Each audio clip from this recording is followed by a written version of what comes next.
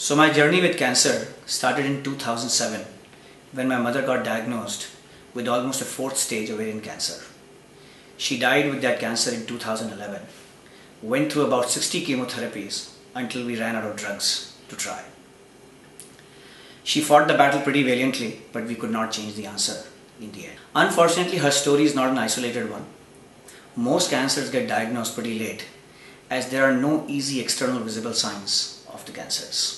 At the same time, most of the cancers do show internal signs, and as long as one goes through screenings which can detect these signs, one can prevent these cancers, one can treat these cancers, thus saving lives, preventing a lot of pain, and saving a lot of money on very unaffordable treatments. That is where organizations like CAPED come in.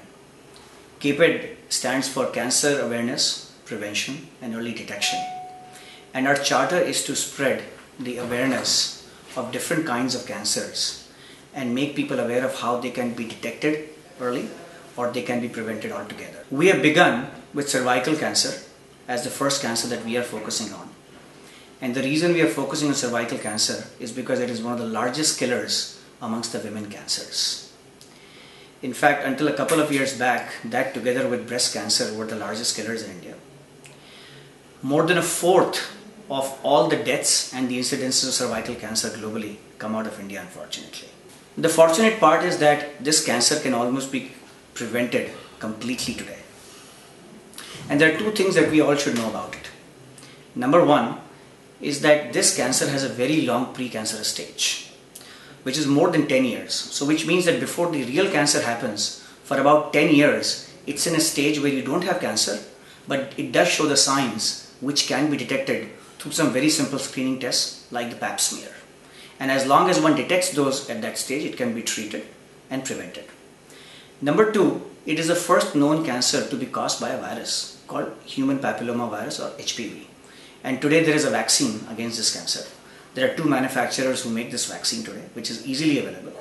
It needs to be taken in 3 doses across 6 months. Unfortunately, again, the awareness of this vaccine itself is very low. When we did our own surveys, we found that even amongst the educated class, there is only a 10% awareness of this vaccine. And there's a minuscule percentage that actually takes the vaccine.